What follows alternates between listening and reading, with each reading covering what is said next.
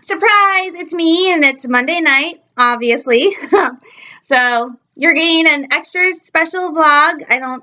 Well, not special, but I am feeling inspired. Last night I watched the Magical World of Disneyland at 60 special, and they had like a bunch of celebrities and special guests talking about Disney and what the parks and the Disney Corporation meant to them and meant to other people. Um, I'm a Disney geek, so that's why I watched it. I've loved Disney since I was a little kid. I'm a huge dreamer. I love fairy tales. I love believing in magic and being able to do anything you can dream of. So I really wanted to see it, but this video is not going to be about what Disney means to me. Though Disney means a lot to me, but basically Disney is just feeding my belief in magic and dreams. Instead, I was inspired to do a video about what Star Wars means to me because most of my videos so far have been about Star Wars. In fact, my first video where I even started doing this vlog was about going to go see Force Awakens and how much I liked the movies and the characters and stuff. But I don't think I ever really got into the deeper meaning behind what Star Wars means to me and why, even though over the years I've gone through phases of being really into it and then still being into it but not as deeply, my love for it has never totally gone away.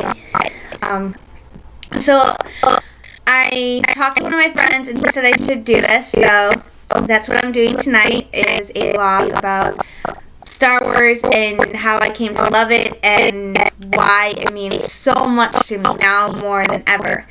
And part of that reason is also one of the reasons why I'm such a huge Disney fan. It's because I'm a big dreamer. I definitely find it surprising that I do like Star Wars, that I am as big a fan as I am, because when you talk to some people, they either discovered Star Wars when the original trilogy came out and just became fans that way, or for people my age or younger, they're fans because they had parents who were fans, they had family members who were fans, and I fell into Star Wars a little bit differently. I was born in 1988, so I was born after Return of the Jedi came out, so obviously didn't go see the originals, and the first and the prequels didn't come out till I was a tween, so I grew up in that gap between the originals and the prequels. And my parents introduced me to Star Wars, but my parents themselves are not Star Wars fans. In fact, my dad doesn't even really know what Star Wars is. My parents have never seen the movies. They don't really know any of the characters. I think it annoys my mom when I start going off on a tangent about Star Wars. So the fact that my brother and I like Star Wars, I love Star Wars, but the fact that my brother and I are into it is kind of surprising because neither of my parents are into it. We don't really have any of our family members who are into Star Wars. It just kind of happened by accident. One day I don't remember if my dad brought it home or if we watched it on TV, but one day my parents let my brother and I sit down in front of the TV, and what was on was Star Wars Episode 4, A New Hope. And I don't remember how old I was. I was pretty young. I was a kid. And that's how I fell in love with Star Wars. And it wasn't like head over heels in love. It was just like, oh my gosh, here's this really cool movie, and there's guys, and they have these really cool laser swords, and they're like knights, and there's a damsel in distress, and it was like a fairy tale with more action, more explosions, a giant teddy bear, and a cute little droid, and a bigger annoying droid. But it was so awesome, and it was so cool. And for me, I was going through this phase where I was struggling with how I looked because I had brown hair and brown eyes, and I didn't really see anybody who looked like me except Belle from Beauty and the Beast. And then I saw Princess Leia, and I'm like, oh my gosh, she has brown hair and brown eyes. She looks like me, and she's cool, and she's a princess, and she's totally kicking butt, and it's awesome. And so I just thought she was the coolest person on the planet. And my brother and I quickly took to replaying one of the scenes, and we would do this at our church.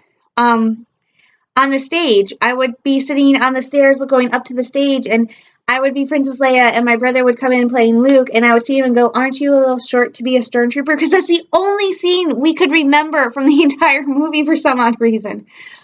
Well, that and the scene where they're caught in the trash compactor, but I don't think we ever acted that one out. But we did that one a lot, and it was just, I don't know, it was just something about it that stuck with me as a kid. I mean, it was the first movie that made me cry, because when Obi-Wan dies, I cried, and I didn't really understand why at the time, but I did. But it was like the first technically adult movie I ever saw, and I guess it made a big impression on me. And oddly enough, the next Star Wars movie we saw was not Empire Strikes Back for obvious reasons. We jumped right from A New Hope to Return of the Jedi. And again, we just thought it was an awesome movie.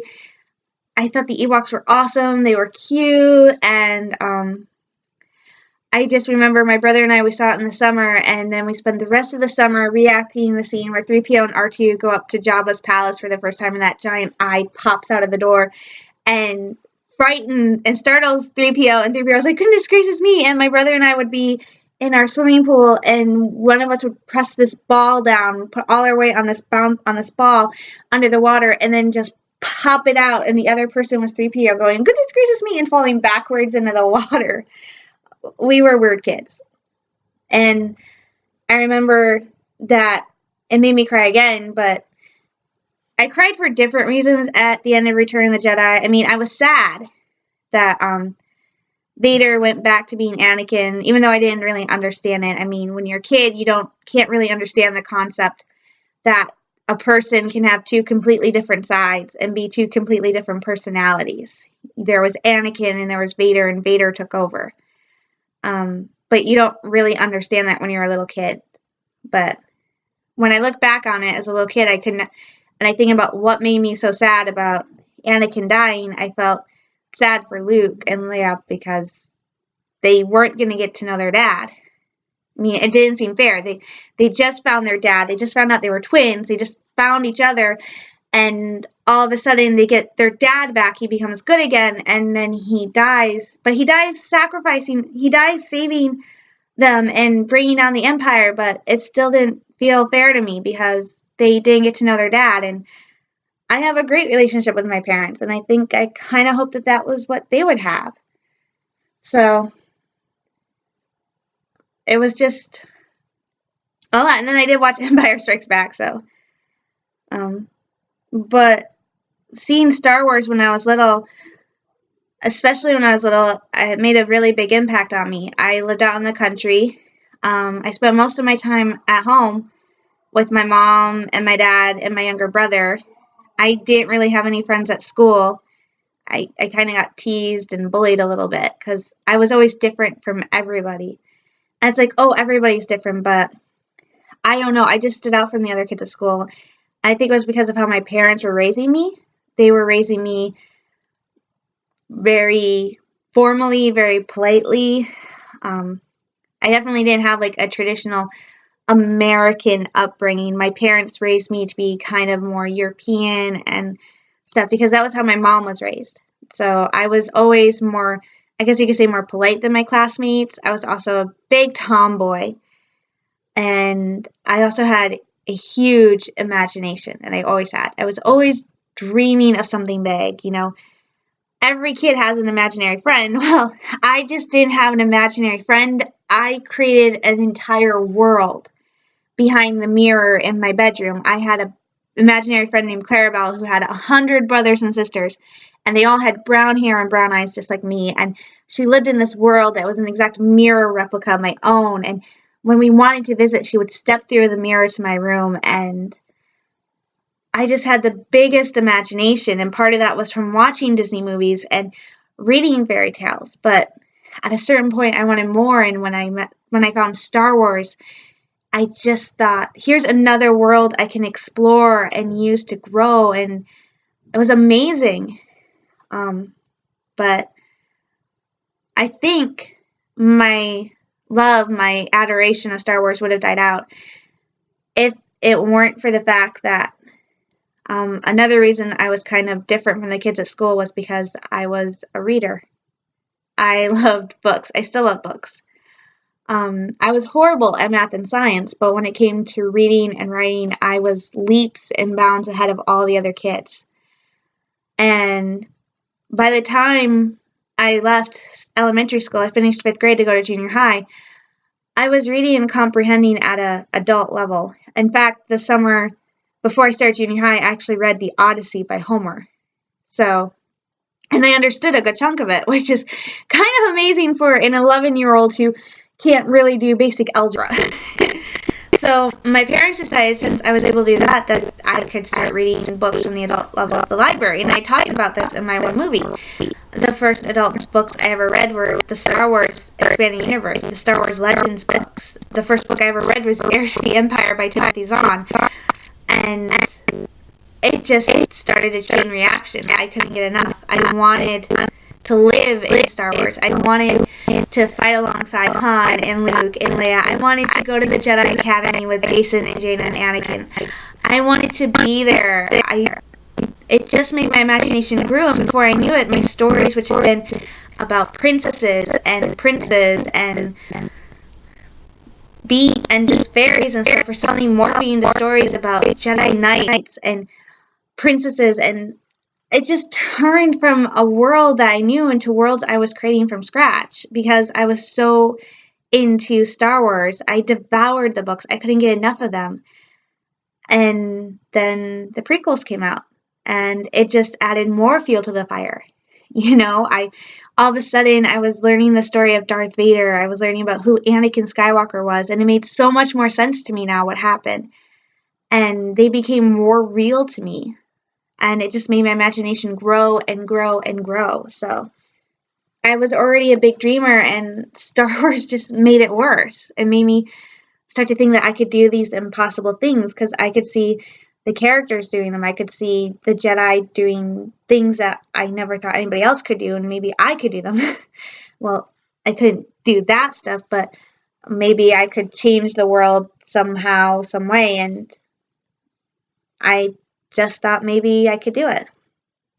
This video isn't making a lot of sense, I know, but not a lot of people will watch it anyway. It's like a confessional. But just like the original trilogy were my first adult movies and gave me my first experience with feeling emotions for characters that weren't real. I mean, Star Wars kind of is what started me playing my favorite game, which was delving into the characters to see what made them tick. I wanted to know more than just what I was seeing. And the prequels continued that. And also the prequels, Phantom Menace was the first time I ever had a crush on a fictional character. Actually, I'm not joking. My first crush on a fictional character, which I think everybody goes through at some point, was actually on Obi-Wan Kenobi. I am so embarrassed saying that now, but when Phantom Menace came out, I had the hugest crush on him. I don't know why. And then I discovered the guy who played him was married, and my crush went out the window. But I thought he was so cute. I thought he was amazing, and that crush actually never died until Hayden Christensen came in to play Anakin Skywalker, and suddenly my crush on Obi-Wan Kenobi turned into one on Anakin Skywalker, which is horrible, but it did. So,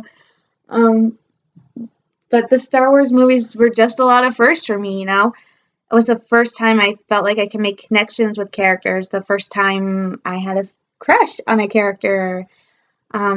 The books were really the books inspired me to try writing. I did, but none of my stories have ever made it because they were childish. But Star Wars inspired me to dream big, and eventually, for a while, I thought I grew too old for Star Wars. Most of my friends did not like Star Wars, but they weren't to the point where I was totally obsessed. So in high school, after Revenge of the Sith, my love for Star Wars started to be put on the back burner and was replaced with Twilight and Buffy the Vampire Slayer and Angel and Charmed and Bones and Criminal Minds and all these other shows. But it was still there. I never stopped liking or loving Star Wars. It just wasn't as full blown as it was when I was a kid. And then Disney bought Star Wars and I got excited because I thought it'd be awesome. Everybody else was like, Disney's going to ruin Star Wars. For me, it was like, oh my gosh, it's my two favorite things, Disney and Star Wars, and they're coming together. And that was the one ride I always knew if I ever went to Disney World, I would always go on for sure. I was always going to go on Star Tours. I still am. I always wanted to go down for Star Wars weekend. I always wanted to go meet Chewbacca and all these other characters. Even when Star Wars was not the first thing on my plate, when I was more obsessed with Twilight and vampires than I was with Jedi Knights and droids and spaceships. But luckily, I am back to Star Wars because thankfully Force Awakens came out, and I thought for sure I would just jump on the bandwagon, but then I remembered why I fell in love with Star Wars in the first place. It wasn't just something popular or cool that everybody else liked. It was a story about good and evil, about family, about redemption. And it was the characters I could connect to, the characters that made me cry, that gave me my first crush, the characters who showed me that impossible could become possible and that it was okay to have a dream that was bigger than you, bigger than the galaxy you called home. It was okay to be a little bit different because sometimes different was better. And I'm glad I rediscovered it now at 28 instead of when it went further down the road when I was an adult. And I don't have any more time. I still have time where I can do something. I can change the world. I can try to live out my dreams. Doing this vlog is part of that. When I was little, I always wanted to do something in media. I always wanted to be a star or a celebrity or something. And as I grew older, my shyness just came back and I grew too timid. So doing something like this is part of making that dream come true. I still want to be a writer. I still want to change the world through how I write, through my stories. And I'm working on that right now. I'm actually writing 2 Star Wars fan fictions. They're not up yet, but I'm working on them, and one day I might post them on a fan fiction site. So I'm going to do the impossible for me because I see what can be done in Star Wars. And thankfully, with Clone Wars and Rebels, I don't think my love for Star Wars is ever going to go away. This time I think it's back and it's full blown. That doesn't mean I'm not going to stop loving other stuff. I'm still going to love Disney. I'm still going to love Cassandra Clare and Shadowhunters and my books. And now Star Wars is going to become a part of that. It's going to become a part of everything else I love. I'm figuring out ways to blend into my everyday life. Doing the Star Wars vlog is one thing, and the writing is another. And I can't wait to have kids of my own to pass down the stories and help them discover what Star Wars can mean to them and how it can inspire them. So this didn't make much sense. It was just a rambling confessional, but Star Wars to me, in the end, Star Wars to me means that I can dream big and I can do the impossible. I can do little things or big things, but I can do the impossible and I can change the world. I can change people's lives just by being me and by being there, It just means to me that I don't have to stop dreaming no matter how old I get. There's still always a part of me that will want to believe that Jedi could be real, that they could exist, and that someday maybe I could be one, even though I'm way too old, but it's fun to dream. So Star Wars makes it okay for me to dream and be weird and be awesome and fabulous as I want to be because, in the Star Wars universe, there are thousands of characters and they're all different and fabulous and awesome and amazing. And I want to be just like that. I want to be awesome and fabulous and amazing. So Star Wars to me means I can be myself as weird, kooky, wild, and I can dream big and I can do things that will change the world or just change one life. It doesn't matter. Thanks, Star Wars. This girl is going to be a dreamer for the rest of her life.